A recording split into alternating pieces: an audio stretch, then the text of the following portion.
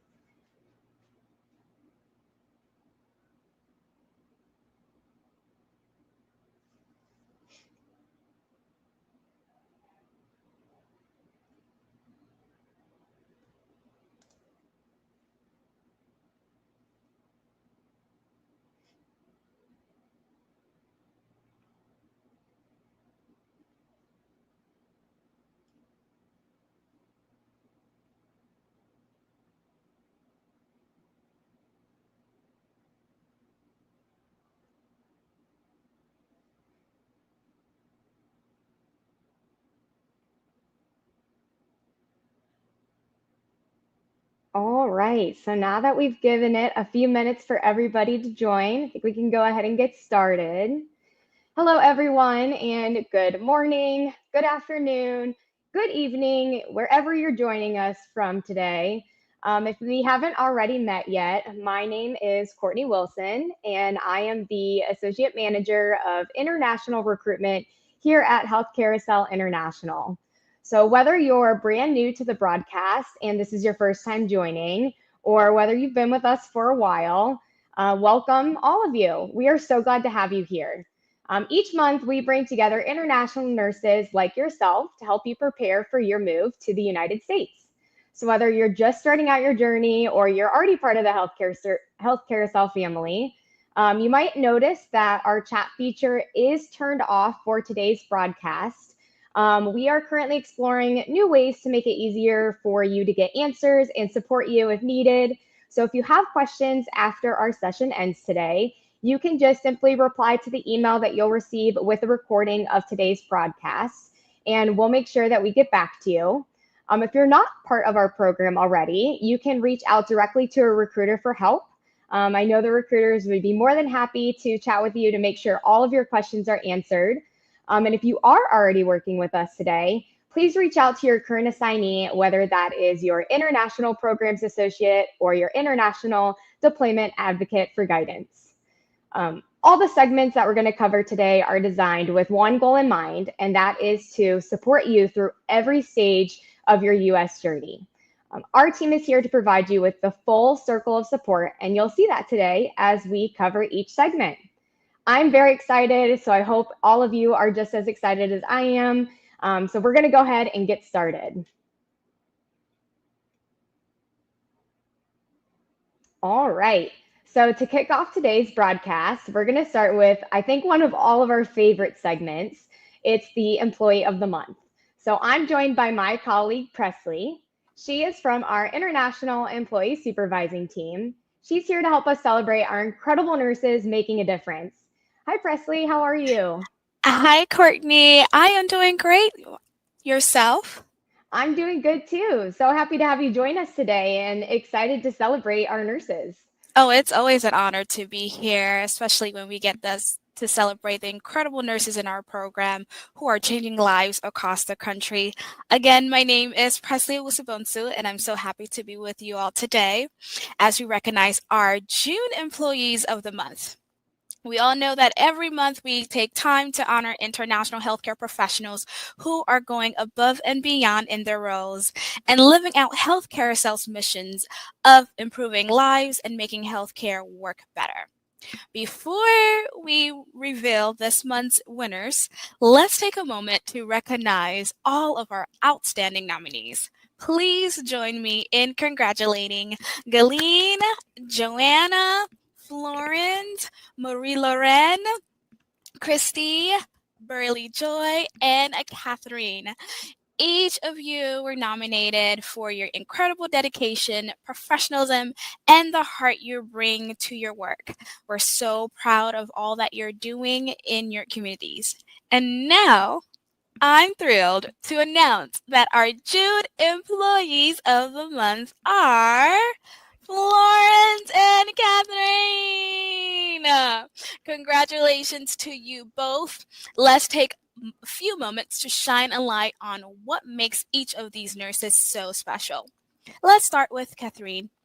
Catherine was drawn to Healthcare Cell because, unlike other agencies, Healthcare Cell listened and waited patiently as she pursued her USRN. That support hasn't stopped. From the very beginning, she's felt uplifted by a proactive team that truly wants her to flourish. Since beginning her journey in the US, Catherine has learned that empathy is just as essential as clinical skills. Sometimes patients need more than treatment. They need someone to listen and remind them it's okay to feel overwhelmed. Her thoughtful, compassionate approach is exactly what we hope to foster through our full circle of support. When asked what this recognition means, Catherine shared that even being nominated reminds her she's making a difference, and she credits her positive experience to the team that makes work enjoyable. For a little bonus fun, her favorite American comfort food is mashed potatoes and chicken tenders. Let's give it up for Catherine and her heartfelt dedication to patient care. Now, let's talk about Florence. Florence first found Healthcare Cell back in 2017 when she was a new graduate looking for a path forward. She saw the success stories of other nurses and knew this was her chance to reach the American dream, and she never looked back. Now on assignment in the US, Florence reflects on how vital compassion is in nursing. She reminds us that while anyone can be a nurse, not everyone brings the deep empathy that patients truly need, especially in her specialty. She sees firsthand and how vulnerable patients are, and she meets them with dignity and grace, no matter their background. Lauren says winning this award feels like recognition for the hard work she's poured out into her career. From her days as a dream filled girl in the Philippines to now changing lives in the US. Oh, and if you want to win her over, try Panera's mac and cheese and cheddar broccoli soup. Florence, your journey is inspiring, and we're honored to celebrate your impact today. Unfortunately, Catherine couldn't be with us, but we're honored to share her story and celebrate everything she's achieved. However, we are really excited to be joined by Florence today. Hi, Hi, Florence! Florence. Hi, how are you guys? Thank you for inviting me. We're Yes, so we're excited honored. to have you on here. Thanks for As joining us. Thank you. Thank you for inviting me. Absolutely, we're so glad to see you today, and thank you for being our winner for our June Employees of the Month. Yeah, Thank you. congratulations. Thank you so much. Now, we want to get to know you more and we'd love to ask a couple of questions. Yeah. So, our first question is what does winning Employee of the Month mean to you? For me it's just, it's just a recognition I'm doing great. Because it's hard here. It's hard to like transition from the Philippines and coming here in the US. So like, people see my hard work. So yeah, so thank you for the nomination. Absolutely. We appreciate your dedication and your hard work and living out healthcare sales values. Thank Now, you. our next question is what was the biggest cultural adjustment you had to make when you moved to the US? I think first is the language. I mean, I was taught English since grade school, but then we Filipinos have accent. And then I live in Baltimore, so a lot of people have different kind of accents. The first time I got here, sometimes I was say, I'm sorry, can you repeat it again? And then there's like they uses a lot of slang words that I don't even know. And sometimes I got in trouble because I don't even know. So I think first is like the language, and then culture. Um, Otherwise, it was like a pretty good transition for me. It's just like technology. Third is technology. We don't use computers in the Philippines, but here I had to, I had to learn. I know how to use computer, but not Epic, not Meditech, not any of those things. So yeah, but it was good transition. Wow, thank you for sharing your adjustments, and you have broken through and you keep breaking barriers. So, thank you for sharing that, Florence. Now, my last question before we let you go: what advice would you give to healthcare professionals who are still waiting to arrive, especially as they prepare for both the workplace and the life here in the US? I think my advice is to be patient. It took me 5 years to come here in the US, but it was like all worth the patience, to be honest. And always pray. Um, and then I feel like once you have that nursing skill in the Philippines, it's gonna make you like a good nurse here in America. People always value you as a part of the team, especially you being a Filipino nurse, because they know you're compassionate.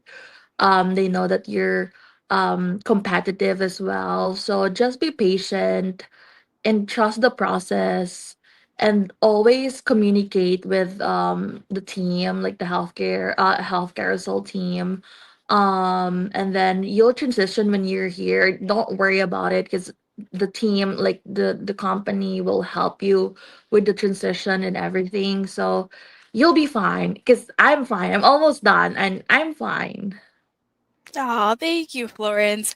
We truly appreciate your honesty, your heart, and your incredible contributions.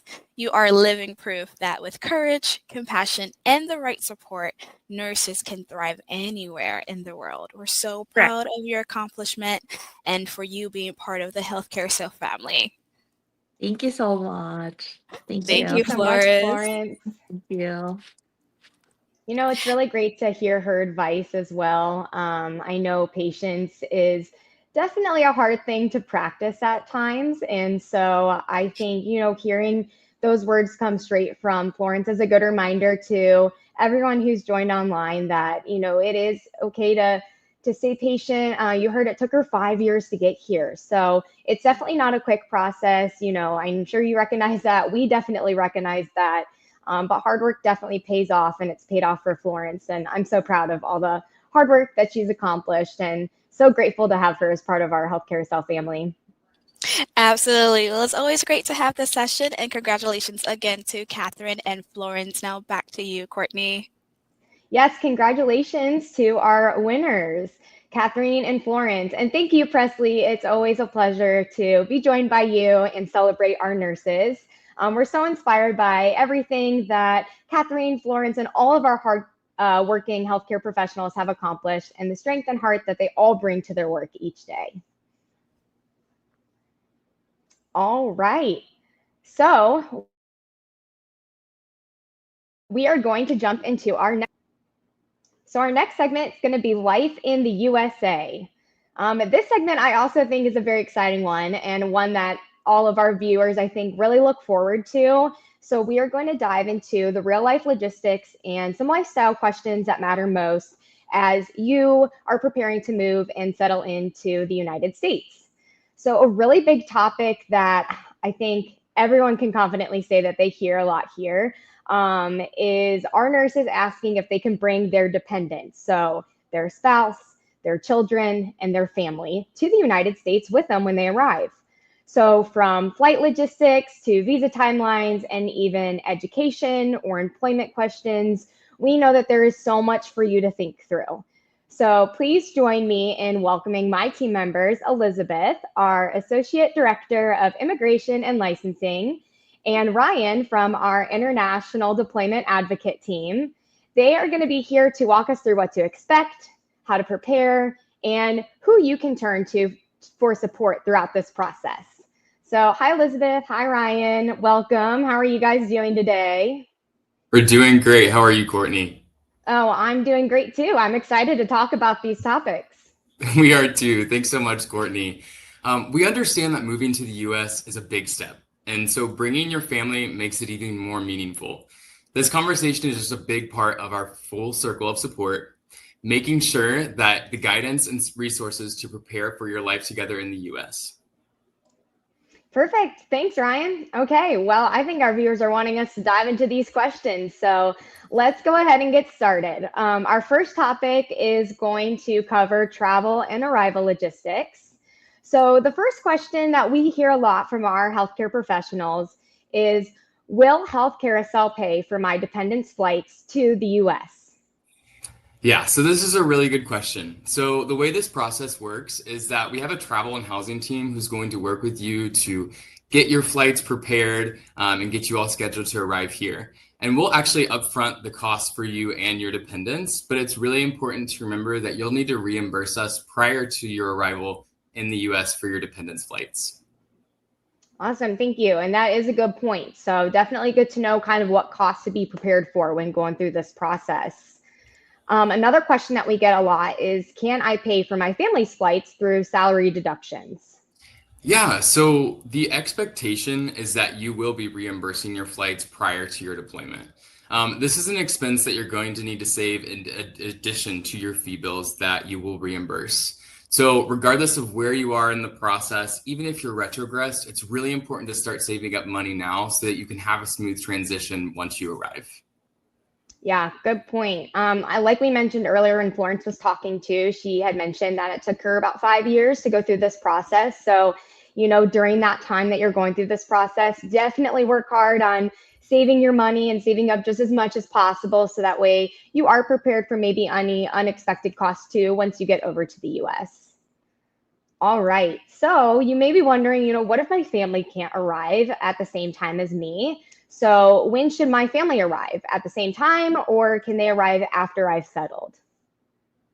So, whether or not to have your family accompany you or do a follow to join process is highly individual and it's based on, your family's needs.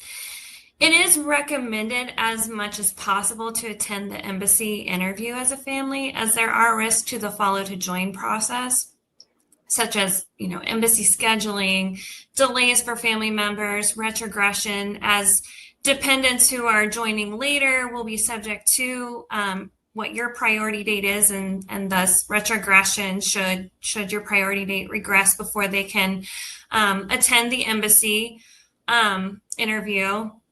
And then there's always kind of a risk of delays in getting the embassy to reopen the case to add the family members to an interview at a later date. So if you do attend the embassy interview together, but choose to enter the US at different times, as long as each family member enters prior to the expiration date of the immigrant visa stamp, typically they're valid for 6 months post issuance. So as long as each family member is arriving within that time frame, that's something that you could do, and you would want to work back with your advisor on that, and referring back to Ryan talking about travel, flight reimbursement, things like that. Yeah, good point. And we're here. We've mentioned this before, and we'll keep on mentioning it. But we're here to support you each step of the way. We don't want you to feel confused. We don't want you to be afraid to ask questions. So just make sure that you're honest and talking to your current assignee about the needs for you and for your family. And, we'll work with you to make sure that everyone arrives, when they need to, and make sure that they're supported and you're supported throughout this process. So our next topic is immigration, green cards, and appointments. So there's a lot that goes into your deployment over to the United States, and we get a lot of really common questions. So excited to move on to this next topic. The question that we have to start us off is, what should I do if I miss an embassy appointment notice due to my work schedule? Yeah, so ideally, you don't want to miss your embassy interview, as rescheduling can be challenging, and it could put you at risk of facing retrogression should the Visa Bulletin fall back before you're able to get a new appointment scheduled. If you are going to miss your interview, you should be proactively reaching out to the embassy to go ahead and cancel the interview and reschedule as soon as possible. It's generally not a good idea to do nothing and be considered a no-show. So proactivity is key. If you think you're going to miss your embassy interview, you want to be contacting the embassy as soon as you know and as soon as possible, and try to get it rescheduled before the appointment passes and you're considered a no-show, because there can be risks and delays and challenges around that if that was to happen. And regardless, definitely be working with your advisor on your situation. Thanks, Elizabeth. Yes, definitely want to avoid, all risks at all costs. What should I expect if my spouse or child needs to attend a visa interview? All visa applicants will need to attend an embassy interview. So if your spouse and your children are intending to immigrate to the U.S. with you, or again, as we just mentioned, follow to join, come later, they will be attending an embassy interview as well. They may choose, to attend with you at the same time. So you would all be scheduled for an embassy interview at the same time. Or if you would prefer or need to, based on your family needs, do a follow to join case. We just kind of touched on those risks already. The dependent interview is going to be very similar to yours, but rather than proving a job offer, they're going to be proving their relationship to you. They're also proving their eligibility to immigrate as well, based on their background. Similar to you, but instead of having a job offer, they're going to be proving that they're eligible based on their dependent relationship to you, such as being a spouse or a child of meeting the immigrant eligibility requirements to be a dependent child. And they're going to be providing very similar documents. They're going to have the medical exam, same as you. They're going to have the same civil documents that are requested of you. So it's a very similar process, just proving their dependent relationship as opposed to a job offer relationship. Awesome. Thanks, Elizabeth. That was very clear in the way that you were able to break down kind of the difference of what, the family should expect, and then, what the healthcare professional should expect when they attend their interviews. What happens if we miss an interview or if there's a delay of some sort? So if you miss your interview, as we mentioned earlier, you should reach out to the embassy as soon as possible to reschedule. Ideally, you're going to reach out prior to missing, but of course there are emergencies that come up and you may not be able to. So being proactive and taking initiative to reach out to the embassy as soon as possible as to why you missed the interview, and trying to get the interview rescheduled. Depending on the type of delay, you should reach out to your advisor for case-specific inquiries. And this might be a follow-up question that our healthcare professionals might be thinking of too and going through the process, but is there any sort of deadline where you have to cancel the interview before a certain point if for some reason you do have to reschedule? There's no specific deadline. You might want to check with your specific embassy or consulate that you'll be attending to see if they have anything listed on their website for their preferences. But key is proactivity, early notification, and just reaching out to the embassy based on what they have posted on their website, because every embassy and every consulate is going to be a little bit different. Awesome. Thanks, Elizabeth. Appreciate it. All right. And who can I talk to about my family's immigration concerns? Yeah, so Healthcare Cell is your employer, but we do provide assistance to your dependents to the extent that it pertains to your immigration process and as dependents on your process. So depending on the concern you have around your dependents, you can reach out to your advisor with your concerns or questions regarding your dependents, but there may be issues or situations that we can't advise on or that we're not able to assist because they are outside of the employer-employee scope of representation. But then we can always refer you to private counsel if that is necessary or needed. Okay, awesome. Appreciate your guys' insight and all of your advice. And I hope everyone that's online joining right now is finding this information useful. Whether you're just starting in the process and maybe starting to do some research, it's all definitely good info to help you prepare and kind of be aware of what stages you're going to come across when you are going through this process. We're also going to cover the topic of education and work for spouse or children. We know when you're bringing your family over, you might be thinking of what schools are my children going to be able to attend and what options are there. Will my spouse be able to work? So we definitely want to make sure that we're answering your questions. The first question we have related to this topic is, when should I submit my spouse's resume if they want to work in the United States? Yeah, so you could begin to work on your resume and search for jobs after you've been selected at a facility. By then, you're going to have an idea of where you're going to be living, so you can start to look at the job market in that area. Most jobs do require in-person interviews, so it may be best to wait until you're here in the US to start applying for jobs. But you can always take a look, like I said, just to look through the job market in the area you're in. And like we have been saying, we're here to help you. So if you want tips or tricks for how to best build your resume, you can reach out to your current assignee and we can help you with that as well. Awesome. Perfect. All good information to know. All right. Our next question is, can my teenage children, so typically about ages 16 to 21, work in the United States while on a dependent visa? Yes, so this one is a little bit case specific depending on what type of visa you're here on. A majority of our nurses are here on their immigrant visa. They come over on their immigrant visa and obtain their green card.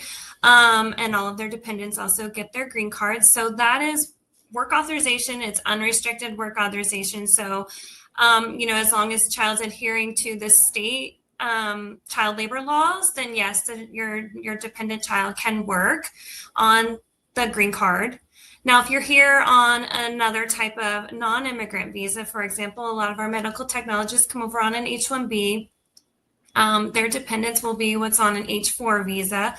Children do not have work authorization on an H-4 visa. And then if you are of Canadian citizenship and you come over on the TN visa while waiting for your green card, then again, all dependents, spouse or children, cannot work on the dependent, what is it called, a TD dependent visa for the TNs. But for the majority of our healthcare professionals coming over on their green card, yes, the children can work pursuant to their green card. Awesome. Good to know. So just make sure you're doing your research and ask questions if you're confused about whether or not your child is able to work. We would love to help you out. You'll have an international employee supervisor guiding you throughout your entire assignment on the US, so they can always guide you through any concerns or questions that you might have or be unclear on. All right. And then, what are the education options for my children in the United States? This is a big question that we get a lot from our candidates very, very early on in the process. For sure. And it's a really good question. We do have a lot of options for education in the US. So I'm just going to go over a couple. And it's really important to remember that every family has their own individual needs. So it's really important to do the research to figure out which is going to fit best for your family's needs. So the most accessible option is going to be public school. No matter where you are, you're going to have the option to send your children to public school, and this is going to be the most inexpensive option for you as well. We also have private schools. Depending on the area, there can be a lot of private schools or none. So that's going to be a more area-specific option for you, and this is going to be the most expensive option as well. And then you also have the option to homeschool your children. This would be a more hands-on approach, but you would have to have somebody home with your kids, taking care of them and kind of being the teacher for your children. And each state kind of has their own requirements of what homeschooling looks like as well. So you have many different options, but it's really just going to depend on your family's needs. And that's a good thing to put in to the research when you're looking up what area you're wanting to work in. You can look up what schools are in that area, and a city that your facility might be located in, there might be a really good school district just right around the corner. So you could always look into maybe living there, and it could only be like 15, 20 minutes away. I know the area I specifically grew up in, there were a ton of school systems, but depending where you lived in the area, that's what school system you belong to. So my parents were very, I think, picky when it came to choosing what area they wanted to live in based on what school they wanted us to go to. So definitely make sure you're including that in your research early on if you do have children that will be attending school once you arrive in the United States. And then a big thing is cost too. We've talked about saving money. So the next question is, how much does early childhood education cost in the United States? For sure. I touched on that a little bit before. And again, education does seem to be very case specific, right? When you're looking at it, and it's going to vary on your location and also the type of school you go to. So like Courtney said, it is really important to do your research to figure out what's going to work best for you. So like I said, public school is going to be your cheapest option, and it's going to be your most widespread option. Something to look into if you're looking into private schools. Sometimes they have vouchers that you can use for private schools to bring down the tuition costs, because private school tuition can get pretty pricey.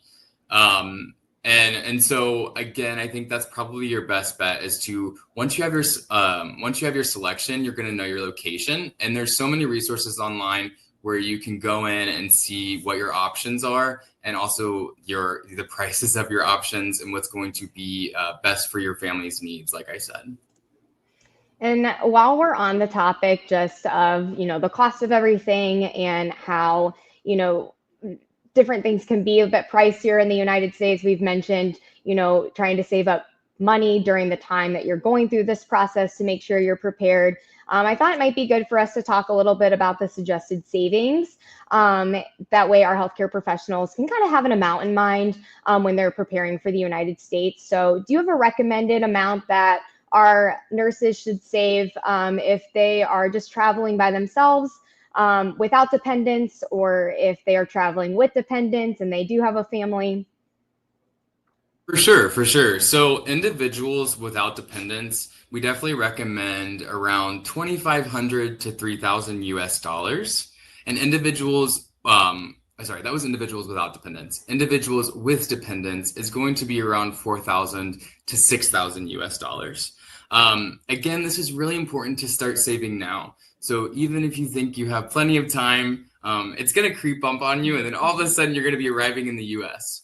And there's going to be a lot of expenses that you're going to have when you move here. So you might need new clothes. There's going to be things like gas, food, potentially a down payment or a security deposit for a rental that you have. And so there are a lot of costs that go into moving. Moving is expensive, but you want to make sure that you're saving now to make sure that when you arrive, you have the smoothest transition possible. And that you and your dependents all feel comfortable when you get here. Yeah, good point. And it's always nice, I think, to have, a little bit more saved up that you're planning for than to not have enough at all, just as a little cushion to fall back on. So you make a good point, especially, if you are traveling with your family, you don't want to have the stress of anything else. You want to be able to support each other and make that move go as smoothly as possible. So we've covered a lot of topics today, had a lot of great questions. So hopefully our audience was able to learn a thing or two or have their questions answered. Just a reminder too, if you have additional questions, you can always reply to that email that you'll receive after the recording is sent to you, or reach out to your recruiter if you're still having some lingering questions that didn't get answered today. But I think it might be nice for us to kind of just go over the key takeaways and kind of sum up the topics that we talked about today. For sure. Yeah. So the first thing is, like we've talked a lot about, consider the cost of flights and know that we will pay them up front, but you will need to reimburse us prior to deploying. And you can always be saving up now, like I said. Another one, it's really important to be prepared to attend your embassy interview when scheduled. And, there can be delays that happen. Make sure you work back with your IDA to make sure everything's taken care of and, everything goes smoothly with the process. And the last one, we know every family situation is unique, and that's why we are here to help. We're here to help you navigate these details with clarity and confidence to make sure that you feel good about the process and arrive here in the US smoothly. Awesome. Well, thank you so much, Ryan and Elizabeth, for walking us through such important topics. Whether those online are bringing dependents with you right away, or you're planning for your family to arrive later, like follow to join when Elizabeth talked about that. Just know that our entire team is here to support you through each and every step. So from relocation logistics to immigration and beyond, you're never going to be alone in this journey. And that's exactly what our full circle of support is all about. We're helping you, we're helping your family. We want everyone to feel confident and cared for each and every step of the way. Thank you so much for joining us today and going over some common questions that we're getting from our nurses. I know everyone online is really appreciative of your insight, your advice, and getting their questions answered. Absolutely. Thank you, Courtney. Thank you. All right, let's move on to our next segment. We are going to discuss nursing in the USA. So every month we bring to you real-world insights into what it's like to practice as a nurse in the United States, so you can feel confident, informed, and ready to absolutely thrive in your new environment. So this month's topic is especially important. We are going to talk about nurse autonomy. So to help us explore what it means, why it matters, and how it shapes your role as a nurse here in the US, I want to welcome Ashton and Ryan to join me. They are from our clinical team, and they are going to talk about what it's like to work as a nurse in the USA. How are you guys doing? Yeah. Hi, Courtney. Hey, Courtney. Doing well. Great to be here. Yeah, happy to have you on. Great. Yeah, we're excited to be here. Perfect. Well, let's go ahead and dive in and get started. All right. Sounds good. And so nurse autonomy is extremely important in nursing in the US. And so first, let's talk about what is it, right? When we say nurse autonomy, it is just the ability of a nurse to be able to work independently with limited to no direction provided directly from others, right? Having someone next to you be like, do this, and when to do it. And so it does require the nurse to have and trust their clinical judgment, right? The ability to apply their nursing skills and knowledge in practice. And so what is clinical judgment, Ryan? So, no, that's a great question. And it's definitely something I think that's important to really be aware of. And so when we refer to clinical judgment, this is really talking about the nurse's ability to interpret data, anticipate potential complications, and take action to give patients the best possible outcomes. And so this includes many different parts that make up clinical judgment, such as critical thinking, clinical knowledge, observation skills, experience, reflective practices, and then your collaboration and communication skills. Yep. And then there's even more to clinical judgment than just that. We also, ensuring the ethical and patient-centered care, right? That's always a really high priority. Being adaptable and flexible, right? Things don't always go as we plan, right? You can't plan for a code blue to happen. And so you do have to be ready for those things to pop up and know what to do and how to prioritize and ultimately, make those decisions in real time. Being confident, right? And assertive. So just for, some examples, the patients trust you, right? To do the right thing for them, to give the best care possible. So having confidence in your knowledge and your skills, extremely important. And you as the primary nurse of your patients, no one knows more about their condition and their history but you, right? And so, one example about especially assertiveness is if you have to delegate something. So say a patient, has to go to the bathroom, but you have to, give a scheduled medication to somebody, right? So delegating to a nurse aide, like, hey, room 32 needs to go to the restroom. Do you mind helping me by taking them? FYI, they have left-sided weakness. So make sure you're helping them on that side. So that's an example of being assertive, right? But also having that knowledge of your patient's history and condition to ensure they're safe. So, and this skill is continuously developed throughout the entire nursing career, right? So it's not something that you just study for a day and you magically have all these skills. It does take experience and that knowledge and just exposure of those learning opportunities, in addition to that commitment of, that patient-centered care. Yeah, and I think that this can play into, the type of facility and getting to know the way that everyone who is working at the hospital and how they operate. And I think when Florence was going over and sharing what was a big challenge for her when she first arrived to the US was kind of getting used to all of that. And so definitely give yourself some grace. Like Ashton mentioned, the skill is going to be developed continuously during your entire nursing career. So it's not something that you're just going to jump into when you first transition to your facility. You're going to have to learn how everyone operates and learn to work with the flow of your team. So you made some really good points there, Ashton. Yeah, absolutely. No, I think that's, absolutely right. And so it's, at early stages, it takes form in your communication with your peers, right? Your communication and collaboration with your preceptor. And really, the differences being, you have to communicate, right? You have to discuss and take those initiatives and put shyness aside and really come out of your shell to say, in terms of, using your clinical judgment, speaking up on your patient's behalf, right? That's the main thing behind really a lot of the autonomy is you are the patient advocate. In U.S. nursing, you are that person who is seeing the minute by minute care and changes. And so it's, look to, to you to communicate those changes to the physicians, to the doctors, to the care team.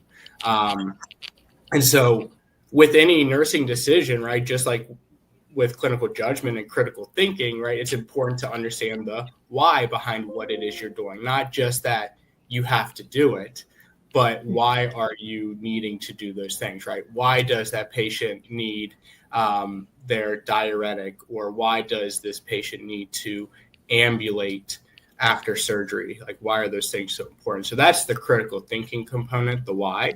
And so for us, educating everyone on the nurse autonomy, right, it's important for us to really know and explain the why is it so important to have these skills. And so, the autonomy really and the clinical judgment mends the gap between theory and practice and allowing nurses to navigate complex clinical situations, anticipating those complications, again, communicating needs for patient care, and then essentially just making sure that you're delivering the patient-centered care and with compassion and efficiency. So yeah, a lot goes into it, definitely a lot of components, but, it just starts with, again, just coming out of your shell and, knowing that your role in U.S.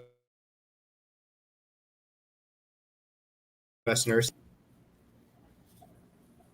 Yes, absolutely. And so, this is great for, kind of better understanding like those expectations, right? So coming here to the US, we understand that the nursing practice is a little different. And that's kind of, we're going to go into a little bit more detail now about maybe some more examples of what those expectations are. And so the, nursing interventions without overseeing from providers, right? The providers place the orders. However, they can be placed and it's up to you to decide, when they should be followed, right? The orders can be obviously very specific. So definitely make sure you're reading those orders appropriately and following those. And so initiating protocols that are in place, right?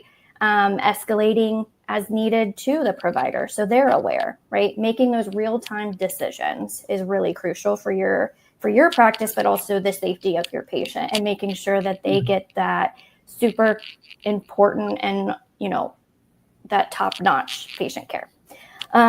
So as the primary nurse, like I've mentioned earlier, you hold that responsibility for the total care of your patient.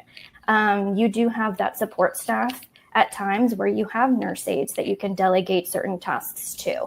But ultimately, it is at the end of your shift, your responsibility to ensure everything that needed to be done got done. So one example of that, nursing expectations that might be different than the practice that you're currently following in your country. You as the primary nurse will pull medication from kind of this dispensary kind of, cabinet. We call Omnicell, Pyxis, whatever it may be. You draw up the medication yourself. You gather the correct dosage. And, the pharmacist doesn't do that for you, like in some other countries. So you really have to ensure that you're pulling the right dosage and all those things.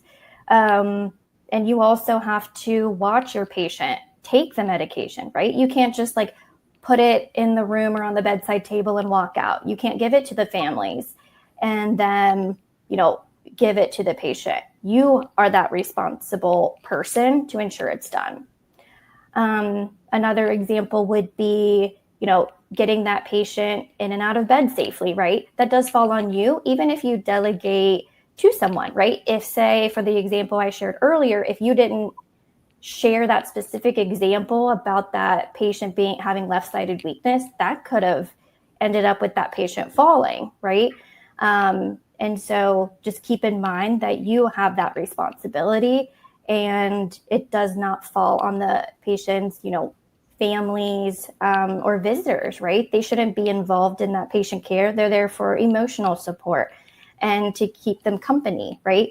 And so another thing that some of our nurses, do struggle with at times is speaking with families, right? And visitors about their patient's condition and stuff, offering those updates and the education that goes with it.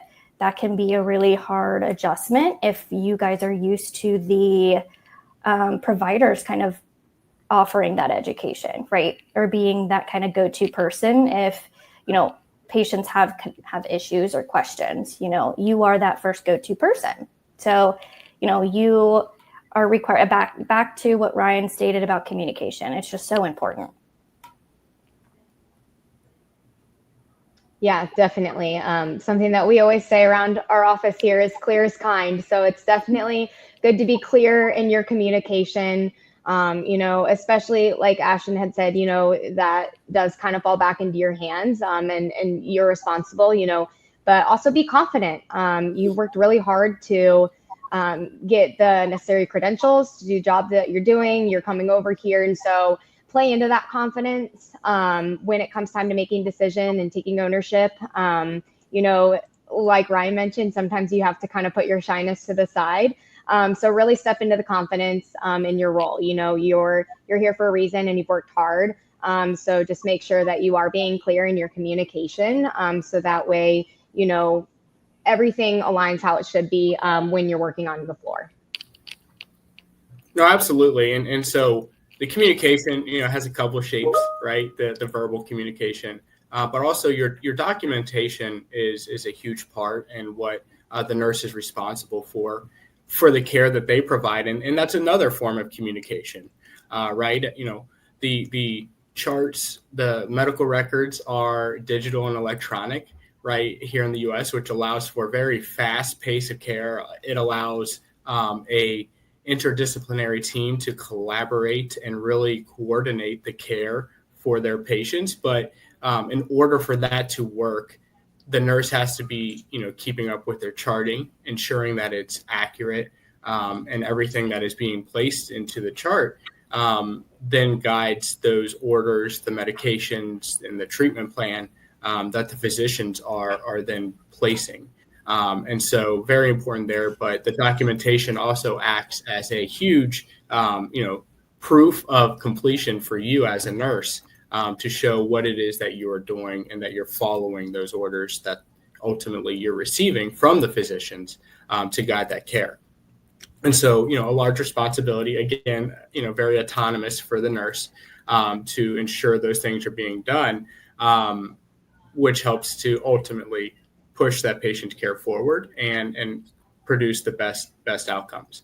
But then again, it's also crucial for you as the nurse when you do see those new orders coming in from physicians to, make sure they line up with what you would expect and what should be prescribed. My own personal experience, I've treated patients where physicians may have placed the order for a medication for, the dosage being abnormally high, beyond what I had come to know for that patient condition and what was, best practice for treating certain conditions. And so as the nurse, right, my clinical judgment, right, would be to call that physician, let them know that something seemed off with that order, and maybe either ask for clarification if this is what they wanted to do and why, and see if there is a dosage change that they would recommend, right? Again, you're the nurse ultimately that's going to decide, do I give this medication as the order's written or not? And you have that advocacy for the patient to really guide and direct if something should be done and speak up on their behalf. And so super crucial for RNs to speak up when they feel like a provider's orders or requests are out of the ordinary. But, again, with the data collection and charting, another big part of the autonomy is the RN's responsibility for collecting the assessment data as well. So again, a lot of the information physicians are basing their care orders on being collected by nurses does include, the head-to-toe assessment that you're completing with your shifts, or however often it's ordered, right? Depending on the care setting, might dictate how often you're having to reassess your patients. But everything from neuro to respiratory to musculoskeletal, right? That important information that you're assessing and documenting will help the physician understand what's going on with that patient condition and what else needs to be ordered to guide that care. Yeah, absolutely. And, back to being like the biggest patient advocate, but also remembering that like doctors are humans too, right? Humans are like, there's always that like possibility of a mistake, and it is up to us as the nurse to kind of, double check those things. And so that's a great example, Ryan. I love that. And that is a great way to advocate on your patient's behalf, right? Just because an order is placed doesn't mean you necessarily like do need to follow it at that time, or, just making sure that you're using your clinical judgment. And so, they, as the patients, can't contact the providers, right? That's up to you. And so making sure that you're listening to, what their concerns are, what their symptoms are, making sure that, you guys as a team together, right? You caring for the patient and the patient trusting you to make that ultimately best decision for their care. That's really important. And so you do need to communicate as well back to the patient, right? In a way that they understand. So there are different educational levels here in the US. And so, as part of your assessment, it is to gauge what is their education, background, level, whatever it may be. And so because of the communication that we do to them, whether that be education or just, whatever it may be, you need to make sure that they're understanding what's going on with them, right? Because they're the ones in the hospital. They're the ones going through this. And so they need to be aware of what's going on. And so one of my favorite quotes is from Albert Einstein, and I think it's super relevant here. If you can't explain it simply, you don't understand it well enough, right? So if you can't explain something to your patient in a way that they can understand, it's really a disservice. So you really want to make sure that you fully understand and have that confidence that you know why, right? You're doing something, not just that you need to do it. Yeah, you make a really good point, Ashton. And I also love that quote too. And, depending on the type of unit that, our nurses may be working in, and depending on what the patient is going through, their ability to understand, might not be at a high enough level that it would be if they weren't, in a hospital setting. So they do, I think, need it at their simplest terms in order to fully understand.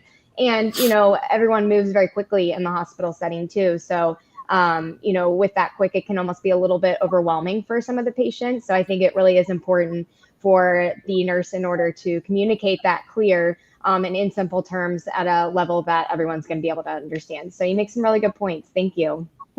Absolutely.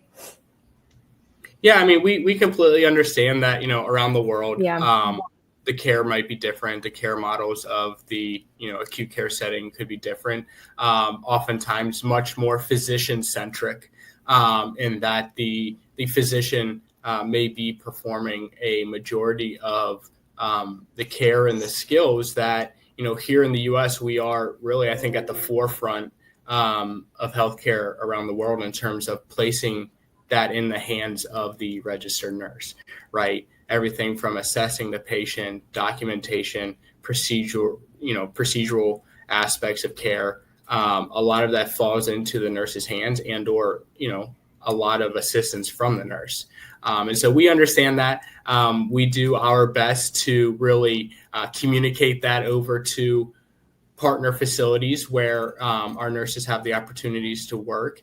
But again, it falls into a lot of the communication skills, right? You'll be made uncomfortable, right? I think that's 100% given is there will be, aspects to your adaptation to U.S. nursing and the autonomy that is required that may make you feel a little unsure or out of your comfort zone. But that's why you get paired up with preceptors, and that's why you go through an orientation process, and that's why you have a clinical team here at Healthcare Cell to help support you. So I think it's good to recognize and understand all of those things as well. And so to kind of wrap things up, some key takeaways that we wanted to kind of just summarize everything that we've shared here today. If there's anything you take away from this, it's that, nurse autonomy is essential in U.S. healthcare, understanding what that means. Bedside care is central to nursing practice. And then critical thinking really ensures safe, effective care. Yep. And there are, and we, like Ryan has mentioned, we are very aware of the nursing practice differences, right? And so just to help yourself set up for success, right? Ensure that you maybe do some research, right? See how, the differences are between your country and the US, just to make yourself aware. Awesome. Well, thank you, Ashton and Ryan, for breaking down what nurse autonomy looks like in the U.S. and just why it's so essential to your role. Part of our full circle of support is making sure that our healthcare professionals are feeling confident in their transition over to the U.S. So Ashton and Ryan covered a lot about how you're going to be advocating for your patients in the hospital, and we want to be able to advocate for you as our working healthcare professionals. So thank you so much for joining today. I know that this, at least I found it very educational. I thought it was a great segment. So hopefully everyone online did as well. But I appreciate the two of you covering all of the topics that we discussed today. Thank you. Thanks, Courtney. Thanks, Courtney. Take care, everyone. All right. We are going to move on to our next segment, and that is our featured location segment. So this is another favorite. We know that many of you are in different parts of the world and preparing for your move to the United States. And the big question that you probably have on your mind is, where am I going to live and work? And what is my life going to look like outside of the hospital? So this month, we are so excited to feature Iowa. It is a state known for its family-friendly communities, affordable cost of living, excellent schools, and beautiful four-season landscapes. We talked a lot about bringing your dependents over to the U.S. and education. And so definitely pay attention if you have little ones that are going to be coming over, because Iowa might be a good spot for you to look into if it's not already part of your research. This month we have something special for you. We actually sat down with one of our client partners located in Iowa to learn a little bit more about what makes this state such a great place to live and work. So you'll hear from them later on in this segment as they share their perspective on what makes Iowa such a special place to live. So first, to guide us through everything that Iowa has to offer, I am actually going to welcome one of our amazing account managers here at Health Carousel. Sheena, thank you so much for joining me today. I'm excited to learn a little bit more about Iowa. I've actually never been to Iowa before. Hi, Courtney, and hello, everyone. I'm so excited to be here today and to help spotlight Iowa. Courtney, I actually just got back from Iowa a couple of weeks ago, so I'm really excited to get into it and talk about it today. Yeah, this is exciting. So Iowa is a state that often flies under the radar a little bit, but it actually has so much to offer, from peaceful neighborhoods to thriving healthcare systems and great places really to raise a family. If you're ready, let's dive in. All right, so I know that our comment section is turned off, but before we kind of jump into the details of Iowa, I still think that we should start with our map quiz. So even though you're not able to put down the quadrant that you think Iowa's in, I still want you to play along behind your screens. So I know many of you probably are still trying to get familiar with the U.S. geography. So we are going to help you get your bearings together. As you can see, we do have a map of the United States here on the screen. Sheena, do you mind sharing which quadrant Iowa is located in? Yes. So Iowa is actually in quadrant 2. It's right in the heart of the Midwest. Iowa is bordered by Minnesota, Wisconsin, Illinois, Missouri, Nebraska, and South Dakota, placing it at the center of the country with easy access to many major cities. So now that you know where it is, let's explore what it's like to live in Iowa, starting with its beautiful 4-season climate and what you can look forward to each time of the year. Let's get started with winter. So winters in Iowa are pretty cold, peaceful, and surprisingly scenic. Temperatures can range anywhere between -9 degrees Celsius to 2 degrees Celsius. So it does get pretty cold. Make sure you bring your coat. You can see on the screen here a picture of the Cedar River. It's located in Evansville, Iowa. Look at the snow blankets, the trails, and the trees, turning peaceful riverside areas into a serene winter wonderland. It's perfect for a quiet walk, a nature photography, or just soaking up the beauty of a Midwestern winter. Let's move on to spring. Spring brings color, life, and a sense of renewal. The temperatures range between 4 degrees Celsius and 21 degrees Celsius, so it's a great time to get started to get outside and get some fresh air. On the screen here, you're going to see a wonderful shot of the Iowa State Capitol located in Des Moines, Iowa. In the spring, the Iowa State Capitol comes alive with blooming tulips, cherry trees, and landscape gardens. It's one of the most iconic views in Des Moines and a great place to enjoy a sunny day while admiring the historic dome. Now let's talk about summer. Summer in Iowa is vibrant, sunny, and full of activity. Whether you're in a big city or a lakeside town, temperatures range between 16 degrees Celsius to 30 degrees Celsius. So it's great to really get outside and enjoy the beautiful Iowa scenery. A summer highlight on the screen here is a picture of Gray's Lake Park in Des Moines, Iowa.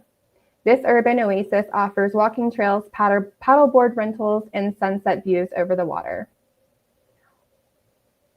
It's a favorite spot for locals to relax and recharge after a long day. And finally, let's wrap up with fall. Fall in Iowa is when it really shows off. The trees change color, the air turns crisp, and local traditions come alive. The temperature in the fall ranges between 6 degrees Celsius to 21 degrees Celsius, making it perfect sweater weather. Look at this sweet shot of Jester Park in Granger, Iowa. Look at that foliage. It's just north of Des Moines, and it offers forested trails, lakeside views, and sweeping hills, all glowing with fall color. It's an ideal spot for hiking, family photos, or simply enjoying the peaceful beauty of autumn. Now that you've seen what each season brings, let's talk about the practical side. How far will your paycheck go in Iowa? So Iowa's cost of living index is 91, which means it's 9% below the US average. That makes it a smart and stable place to start your US journey. A one-bedroom apartment in Iowa is going to cost you around $875 a month, giving you room for your budget for savings, family, and travel. Looking ahead to gas and groceries. So for gas, you can expect to spend about $3.20 per gallon. For milk, you're looking to spend about $2.80 per carton. Heating oil is about $3.60 per gallon. These essentials are more affordable here than in larger coastal states, helping keeping the cost down.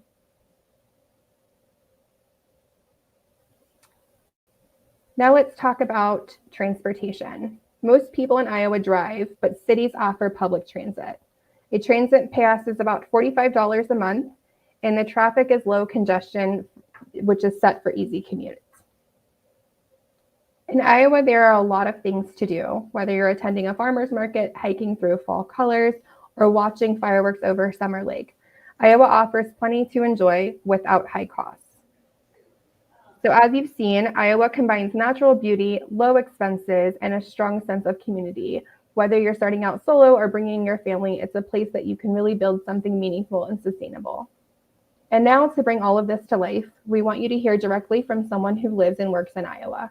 We sat down with one of our incredible clients to talk about what makes their community so special, what it's like to work with international nurses, and why Iowa could be the perfect place to start your US journey. Let's take a look. My name is Sheena, and I'm thrilled to introduce Courtney. Courtney is joining us today to share some unique insights about living and working in the state of Iowa. So Iowa is our featured location for this episode, and it's a state that offers so much, from charming small towns and vibrant cities and a strong sense of community and all that excellent quality of life. Courtney has firsthand experience in living in the state of Iowa. She'll be sharing what makes it such a special place to call home, and we'll dive into some topics like the local lifestyle, must-visit spots from across the state, and tips for newcomers settling in the area. So thank you so much, Courtney, for being here today. Let's get started. Awesome. So as far as like a community overview, can you tell us anything that would be unique about what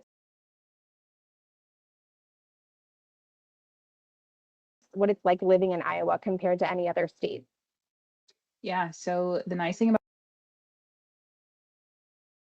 about Iowa is, while we're not necessarily that spot where you kind of throw a dart on the map and you go, I'm going to visit there and vacation home there. We are that spot on the map where you say, I'm going to live there and raise my family there. So Iowa is a little bit more of what I would kind of consider a quiet community style state. Every city has its own feel for the most part, but it has something for everybody as well. So if you are very outdoorsy, we have a lot of that. If you're very interested in sports, we have a lot of that. If you're interested in agriculture or any of those things, Iowa has something for you. But the big thing is, it is one of the safest states in the United States. It's a great place to raise your family. We are one of the top when it comes to education. I can't tell you the amount of colleges we have, and upcoming kind of cutting edge technology when it comes to healthcare or anything like that.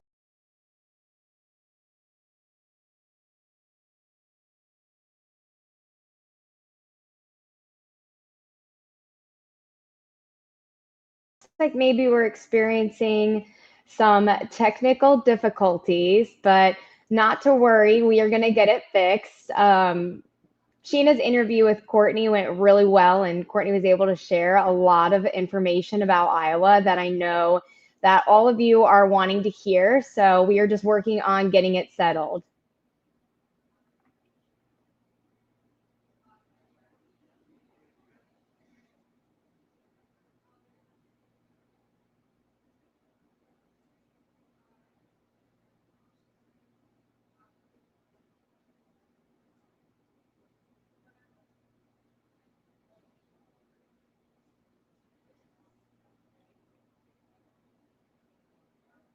Well, we did talk about practicing patience earlier, so this is a good time to practice some patience as we work on getting our interview working again.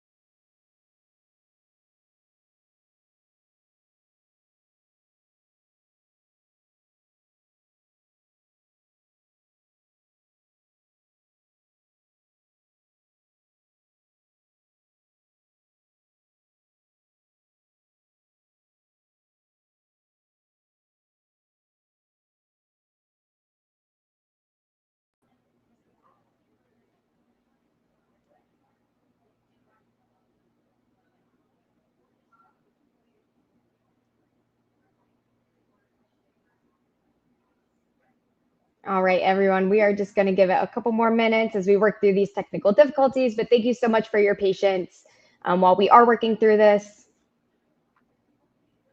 And again, a reminder that you will receive the recording of the live broadcast. So if you do have any questions, just make sure that you reply to that email that you receive or reach out to a recruiter if you have not already joined our program, so that way we can make sure that we are getting all of your questions answered today.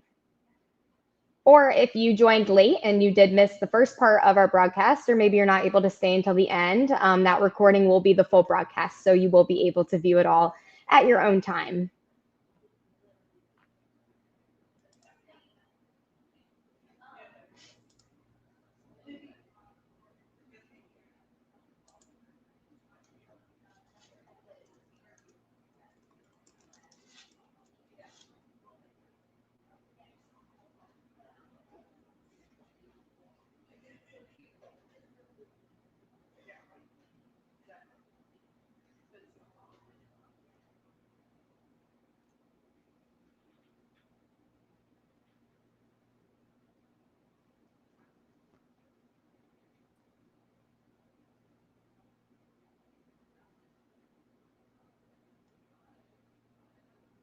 Your family like to visit, or any attractions that are a must-see in the state of Iowa? Mm-hmm. It really depends on your interest. I will say the majority of Iowa's hotspots are going to be outdoor specific. We have a lot of caves and natural kind of waterfalls, national parks, all those fun things. Some fun features about Iowa. So if you've ever seen the movie Field of Dreams, that was shot out here in Dyersville. You can still visit it to this day, and they still do actually hold baseball games there. We have some of the most interesting world's largest. So we have the world's largest frying pan, the world's largest buffalo nickel, like things like that. Another one that I think is it's kind of hidden, but it's really neat. It is the Grotto of Redemption. And it is a massive Roman Catholic shrine made out of seashells. So it's in a tiny little town of West Bend, Iowa. It's kind of a must see, regardless of faith or any of those things. It's just a really cool piece of architecture. There you go. But it's really, really neat to see all of those different pieces. I'm going to add some of those to my bucket list for my next time when I visit Iowa.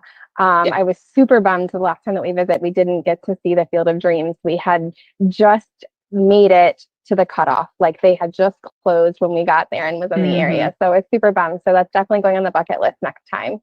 I did like that we were able to see Arnold's Park, Iowa. Mm-hmm. So we actually stayed there for 2 nights when we were visiting. That was really neat. It seems like that is a hot spot for vacation goers in the state of Iowa. That's where people go. Huge lake, yes. Amusement park style stuff, putt-putts, pools, all kinds of water sports, you name it. Ice cream shops. It was really neat. It was like bringing the beach to the Midwest. Oh yeah. And we also have Clear Lake. It's a smaller version of that. They don't necessarily have the amusement portions, but it's a tiny little lake town right out of Mason City. I know here in Waterloo, we actually have our own, it's a casino. And then across the street, we have a water park as well. So that's pretty up and coming. It's, I would say, maybe 3 years old now at this point. And then, of course, Adventureland. It's right outside of Des Moines. It is our biggest amusement park here in Iowa. Okay. So what I'm gathering is, Iowa is definitely a state for somebody who loves the outdoors and things as well. Is there anything that maybe, would cater to someone who is looking for, if they're adventurous and they want to be outdoors? Is there anything specific that you can think of? Oh, absolutely. We have all kinds of trails, biking, hiking, you name it. Backbone State Park is really well known for its hiking trails. And also, just depending on the season, there's a lot of different outdoor activities. We have the Iowa State Fair. It's the largest fair, I think, in the US. And I could be making that up, but I do know we have a butter cow. So I'm not making that part up. But it is a huge outdoor event. Happens every year. Unfortunately, at the hottest time of year, but that's fine. There's just so much to do, regardless of what community you're in. I know North Liberty, it's next to a college town, but it's very well known for its hiking trails. Cedar Rapids has a lot of hiking trails, Waterloo. So every city is going to have somewhere for you to hike, bike, go to a park, climb rock walls, you name it. So if you are an adventure seeker, Iowa has a spot for you. I'm so glad that you mentioned the Iowa State Fair. My husband actually told me when I returned from my trip to Iowa, he said the next time you go, make sure you go in the summer because I want to go with you to the Iowa State Fair. And I was like, there's state fairs everywhere. And he's like, no, Iowa has the biggest. So I'm pretty sure that you're onto something in saying that. I'm going to have to look that up. Yeah, it's huge. So, I mean, we've got shows, people come and perform, and most of the times they're free performances, but some of the biggest country stars come out here for that. Christian radio stations usually host those as well. So you name it, someone's going to be there for you to see. So definitely a lot of stuff to do and see. It sounds like if you're single, if you're married, if you have a family, just lots of things to do. Absolutely. And speaking of families, if you do have a family and you're looking to move to the state of Iowa, what are the quality of schools like? Can you talk about that for a little bit? Absolutely. And so the nice thing about Iowa is we are kind of on the cutting edge of a lot of things, whether that is medical technology or even education. So a lot of our state is focused on increasing the education from kindergarten through 12th grade. I know here in the Waterloo Career Center side of the world, we have a program for kindergartners all the way through 12th grade to start exploring careers. And so, of course, we know a kindergartner is not going to get a job, but it helps them start getting into companies, start traveling and seeing different types of sites and locations. So education is not just limited to the classroom here in Iowa. We actually take kids out into the field, start getting their hands onto different practices and trades. Again, I can speak to the Waterloo Career Center because I visit them pretty often. A person can graduate high school and already have their college credits for certain things like the medical field, or even they can go into the trades and they can be a plumber by the time they're right out of school. So there's all different kinds of things. We do have one of the higher education rates in the country. And so whether it's going to be your K through 12, your college, trade schools, you name it, it's going to be a positive. That's great. I love the hands-on learning approach. I wish that everything was like that. I'm a hands-on learner myself. So that's a great way to learn. How would you say that people typically get around in Iowa? Is there a lot of public transportation options, or would you recommend that if you were looking to relocate to the state of Iowa, that you're definitely getting your license, you're driving, and is that like the norm? Yeah, I would say, especially depending on the size of the city you move into, everyone here drives. So driving is the norm for us. A lot of bigger cities do have a ton of public transportation, especially I'll use Des Moines or Iowa City. They're our two biggest cities. I'll lump Cedar Rapids into that because it's kind of our third biggest city. You can get around with public transportation. It's going to be a lot slower, but I would say definitely cars are going to be your best. We don't have trains here in Iowa, and if we do, it's kind of an Amtrak, and it's going to take you from state to state, not place to place within the state. But for the most part, I would say, yep, it's worth getting your driver's license. Thank you for that. I really appreciate that. I did know that when I was doing my tour day Iowa and we were kind of going from facility to facility, it was a couple of hours in between, but it was easy driving. It was easy, nice country driving. Mm-hmm. What would you say? So now that I've had the opportunity to visit at the very beginning of summer, what is your favorite season in Iowa? Fall for sure. There's hands down, nothing competes with it. I know spring is nice and some people love summer. I can't stand it. I grew up in Florida and I'm done with the heat and the tropic weather. I love living in Iowa, and I can say that as somebody who moved from one of those big touristy states to a smaller, like not touristy state. I love it here compared to there. But fall is just beautiful. It's much cooler weather. You're not into winter yet. It's also a great transition season for those who are coming from a different kind of climate in general. If you're used to having a lot of kind of tropical weather around you or any of that, fall is a great buffer time because you're starting to get colder. You'll have crisp mornings, warm afternoons, and then kind of a chillier evening. By the time Halloween usually comes around, it's freezing. So people are usually bundled up on top of their costumes when kids are going trick-or-treating. But for the most part, it's beautiful and there's so much to do. Kind of going back to what to do in Iowa, one of my favorite things to do every fall is go out to Wilson's Orchard. It's in Iowa City. The easiest way I can remember Wilson's Orchard is it's on Dingleberry Road, and that's just a fun name. So you can do everything from like hay rides, pick your own apples, your own pumpkins, you name it. So there's so many fun things to do. And I'm just a fall girl at heart. Yeah. It sounds like I need to come back and I need to plan my next visit during the fall. Absolutely. Lots of additional things I want to check off my bucket list there. Oh yeah. Well, Courtney, I really appreciate you taking the time to meet with us today. Thank you so much. This has been very insightful and really taking a deep dive into the state of Iowa. I think that you've really put Iowa on the map and you've definitely painted a picture for me. So I really appreciate you taking the time to meet with us today. A big thank you to our client partner for sharing their experience, and thank you all for exploring Iowa with me today. I hope that you found it as enjoyable as I did. I hope this helped you to envision what life could look like in this beautiful part of the U.S. Thank you, Sheena. And also thank you again to our client partner for giving us a closer look at what makes Iowa such a special place to live and work. I had said that I had never been to Iowa before, but after hearing Courtney speak about it, and hearing her passion and how much she loves Iowa, it definitely makes me want to go visit it. So thank you again, Sheena, for everything. We appreciate you joining us today. Appreciate it, Courtney. Thank you so much.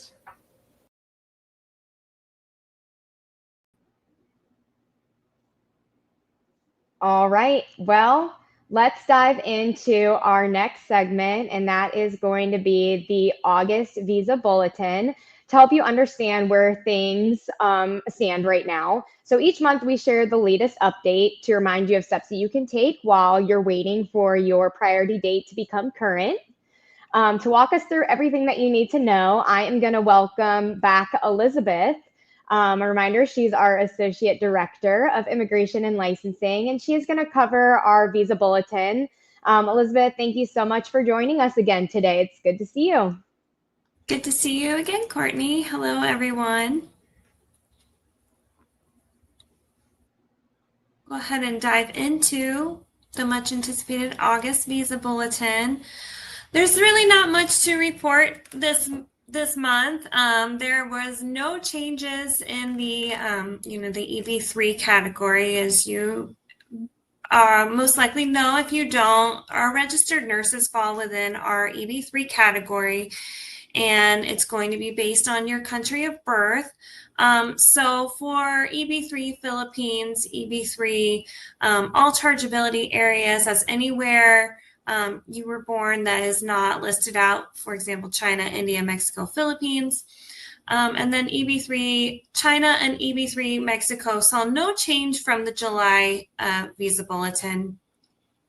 EB3 India did see a forward movement of 1 month, so that is good news. And then EB2 category, so that would be more around our physical therapists who fall within the EB2 category. There was a bit of backward movement for EB2 Philippines, EB2 all chargeability, EB2 Mexico, and then no change for EB2 India or EB2 China. But this no change, no movement, a little bit of backward movement for some categories. This is kind of anticipated for the August Visa Bulletin. If you've joined other broadcasts, we've discussed the government's fiscal year. It runs from October 1st to September 30th. So they're in their final quarter, quarter 4. And this is when they really start to assess how many immigrant visas they still have available for the rest of the year. So for August and September. And oftentimes we do see a little bit of a retrogression in priority dates for the August and potentially September Visa Bulletin. So again, I know it can be discouraging to see no change. At least for the most part, there wasn't backward movement, so that's positive. But it is expected, so not to be discouraged. This is a common trend this time of year. Now, what we want to be start looking forward to is the October 1st Visa Bulletin. That will be the start of the government's fiscal year. That's where we will likely see some advancement. So, you know, August, September might be a little disappointing. Again, it's anticipated, but as we've talked on the live broadcast today and on other broadcasts, and you speak with your advisor, you know, there's plenty of things that you can be doing meanwhile while waiting for your priority date to come current. So, you know, we want to encourage you to not lose hope. You know, your priority date will become current. It might take longer than you hope, but it also gives you time to save up the money like we discussed today, to research the U.S. and see where you want to live, get some ideas, some states, and, you know, get excited about that. Continuing to get bedside experience, working as a nurse, and you know, preparing. If you haven't passed English yet, you know, this is a good time to work on that, pass English. And if you have passed English, continue to keep up, you know, your English practicing skills. We have support here for that. You know, so continuing to actively prepare, most importantly, is gaining the bedside experience. So then when you are interviewing with our client assignments, or client facilities, you're able to get a client facility for when your priority date becomes current. You're able to go to the embassy interview, and you're good to go. You know, and our full circle of support is here to guide you through each step of the process. And our advisors are here. You know, we're here to support you. We're here to walk through your journey with you.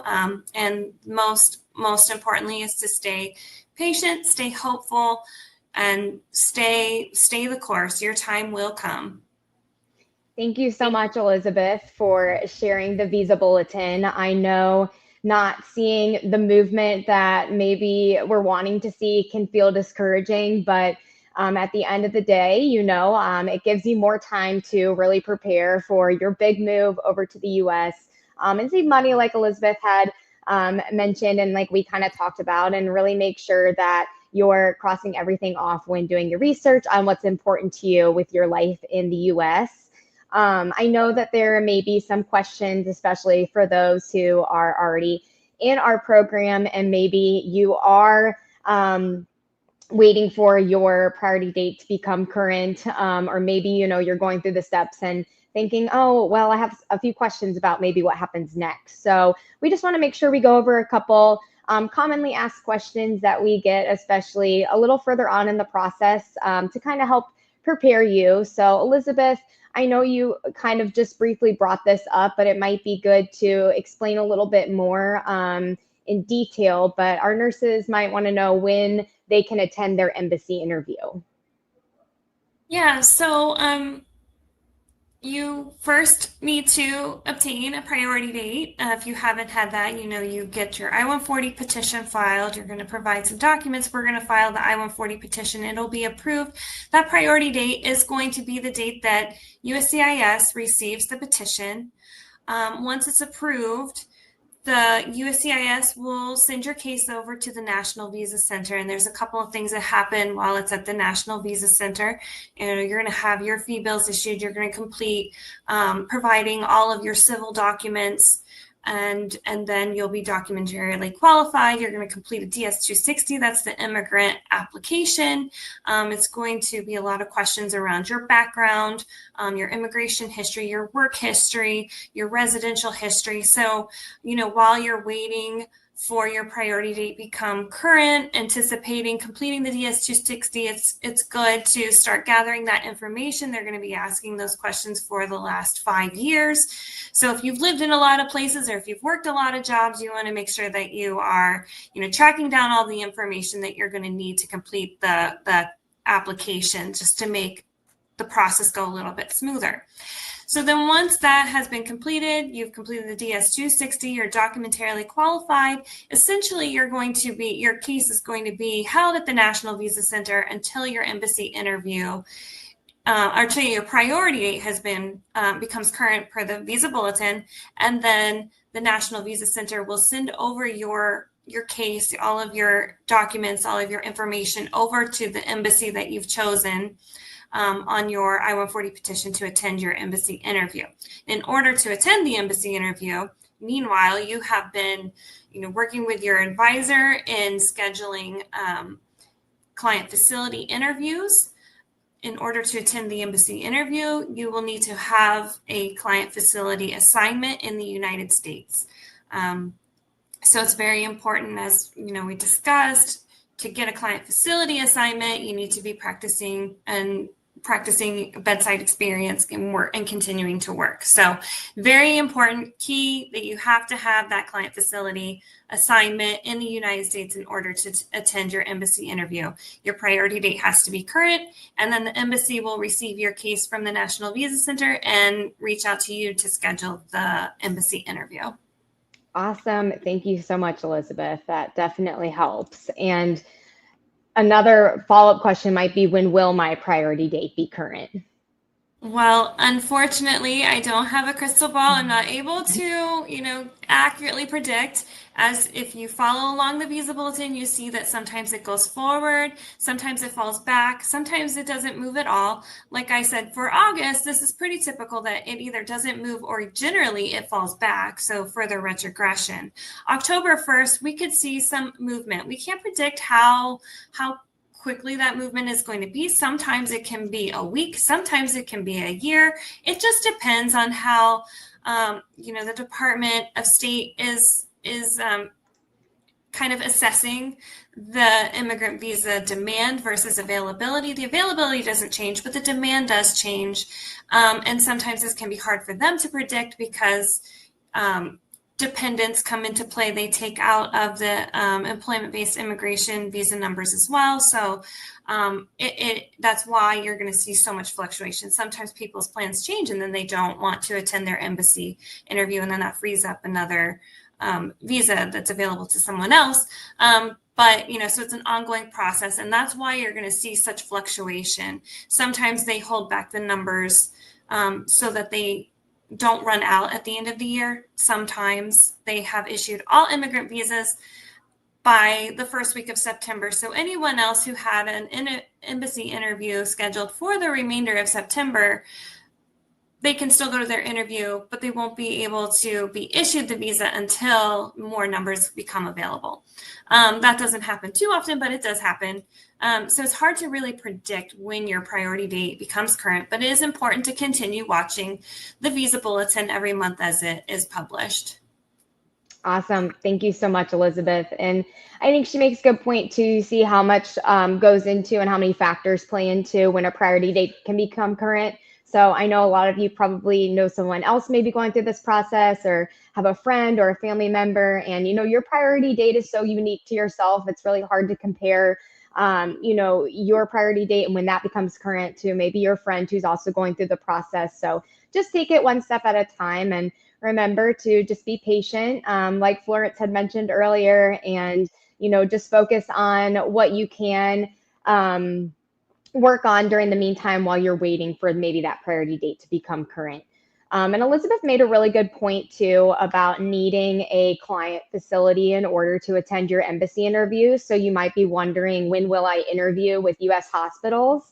And when you go through the interview process, we want to make sure that, one, you're happy with where you're living and working in the United States, and you're going to be at a facility that you are going to be comfortable in, confident in, and ready to excel in. So we take all of your preferences into consideration.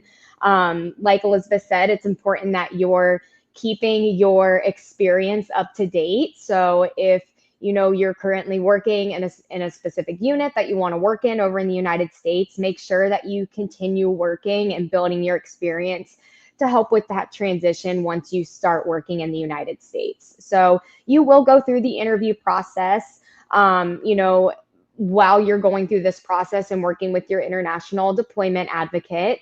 So you'll fill out a preference survey on what states you might want to work in, what specific specialties you have experience in and are interested in. And when you get an interview request, you'll be able to see the facility name, where it's located, what unit they want to interview you for, and you can do all that research to make sure that it's a good fit when you go through the interview process. So you do have a say on where you're going to be interviewing, and you'll work back with your current assignee in order to get you set up with a client facility that you're going to be happy in.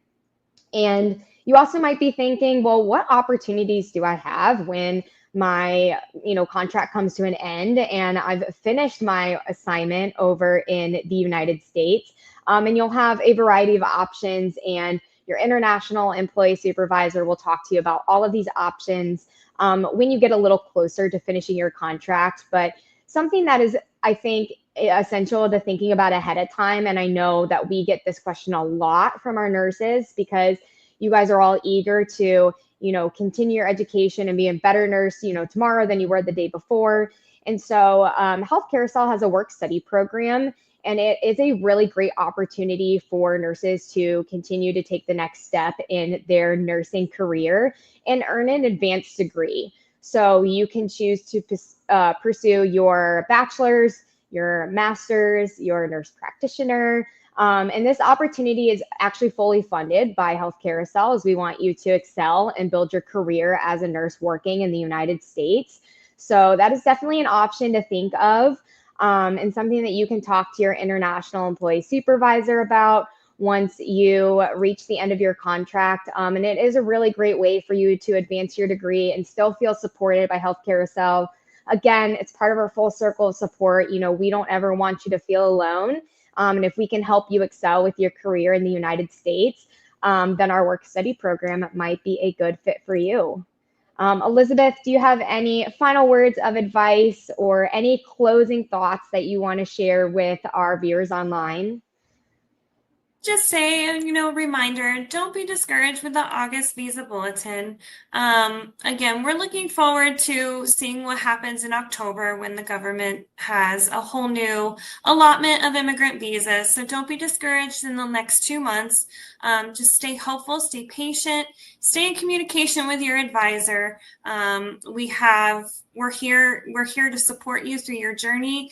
Any questions you have, always reach out to us. We're happy to, walk through any questions you have, and, again, continue to get that bedside experience. So when your priority date is current, you have that embassy interview, you are ready to go and make that journey to the United States. Awesome. Well, thank you so much, Elizabeth, for your time today and giving us an update on the August Visa Bulletin. I know all of our healthcare professionals that tune in each month absolutely love this segment and look forward to it, whether there is movement or not. But I appreciate you joining us today and sharing all of that information and answering those questions to give our healthcare professionals a little more insight on what to plan for. Thank you. Always a pleasure to be here. Take care, everyone. Thank you. All right. So something special that we are going to do this month is I'm so excited to bring back Florence. Hi, Florence. Thanks for joining us again. Thank you for inviting me. Yeah, of course. So we're going to have Florence talk more about her journey to the United States, because what better to hear advice from, someone who actually went through the process. She was in your shoes. She went through every step that you went through. And so, she knows exactly how you're feeling at this stage of the process. And so she's going to share how she overcame some of those challenges that she experienced. I do want to just share some key dates about Florence's journey over to the United States. So she signed her contract back in May of 2018 for the NCLEX sponsorship program. Her priority date was then July of 2020. She arrived to the United States in May of 2022. So she mentioned earlier, it took her almost like 5 years to get over here for the process. So thank you so much for joining. I do have some questions for you, so I'm excited to hear more about your journey specifically. And I know those online are going to be excited too, because again, having it come from someone who's in their shoes is definitely a lot different than maybe, myself, who's been over in the US. So Can you just share a highlight or a memorable moment from your journey from the Philippines over to the United States? Um, I think I would say when I first got here, it's so funny. I keep telling my coworkers in the hospital that I work. And when I got here first in America, the first because I have hard cash money. So the Mm-hmm. first thing that I went was Chick-fil-A and Okay. I Yep. spent $13 in Chick-fil-A and I wanted to cry because that's like so much money. Like for me, that's like so much money, and that's like my 2 days pay, I believe, in the Philippines. I wanted to cry. I wanted to say I don't want to buy it anymore because it's too much money. So Mm-hmm. like I keep when I started, I keep converting the dollars to Philippine peso. So it was so hard for me not to. It took me like maybe a year or two to figure it out. But yeah, it was like the first memorable Chick-fil-A. I love Chick-fil-A. When you get here, oh my God, you'll tell me you're right. I will say, when I helped one of our healthcare professionals with their arrival to the US, the first place that we went was Chick-fil-A. So that was her Yeah. first meal too over in the US. Chick-fil-A is a very popular restaurant over here. Everyone loves it. And since it's closed on Sunday, I know that's usually the day that everyone, I think, craves it.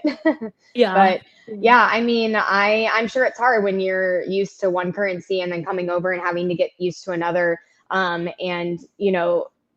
the pay is going to be different everywhere. So what you make here might be different than what you're making in the Philippines, and how that translates to what you spend on food, groceries, gas. So that, I'm sure, was probably something that took a little while to get used to. At least I can imagine it would take a while for myself.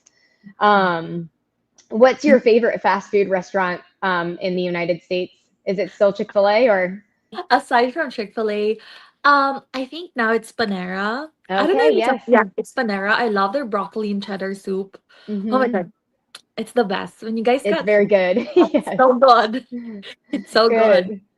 Well, what was something that really like surprised you when you first arrived in the United States? So I got here, I think May. Hmm. Yeah, May, end of May. And it was still like a little cold. And then June, I didn't know that there should be like I was wearing sweatshirt like winter clothes in June because I thought like in America it's gonna be colder. So Hmm. like one time I went to like visit one of the places here in Baltimore. It was so hot and I was like wearing winter clothes. I said, "Oh my God, I need to know. I need to know the weather." So I had to go to Marshalls. Oh my God, you guys will love Marshalls when you get here. I had to buy like summer clothes because I didn't know that you have to buy like four different clothes because we have four different season here. So you have to be mindful about the weather changes, and it's shocked me in a way, but you'll get used to it, I promise. Yeah, that's definitely a big change because in the Philippines, it's like Fun, like it's summer hot all season. the time, and then it's either rainy season or I feel like not rainy season. So you don't Yeah. get all the snow in the fall that maybe you're experiencing in Baltimore. So yeah, June can get very very warm. We're in Ohio, so not too far away from Baltimore, but it's very humid here. So Mm. definitely have to dress for the seasons, and it's crazy how one day can be warm and the next day, could be a little bit different. So that I could see being very surprising and something to get used to.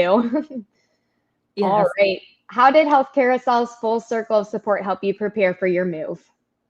I think they helped me step by step. When I was in the Philippines, I had an advisor before coming here. So they prepared me with like everything.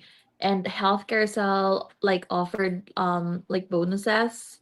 You have to have like some like money here, but then when I got here, the healthcare cell gave me some relocation like housing allowance, and that helped Mhm. me a lot.